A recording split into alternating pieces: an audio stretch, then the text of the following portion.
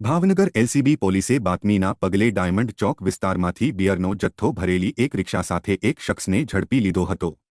Bhavnagar LCB પોલીસે diamond ચોકમાં સદભાવના હોસ્પિટલવાળી ગલીમાંથી રોનિશ ઉર્ફે જીંગો નિતેશભાઈ પરમાર આડોડિયાવાસના રહેવાસીને રિક્ષામાંથી 144 બિયરના ટીન કિંમત ₹25,920ની સાથે ઝડપી લીધો હતો।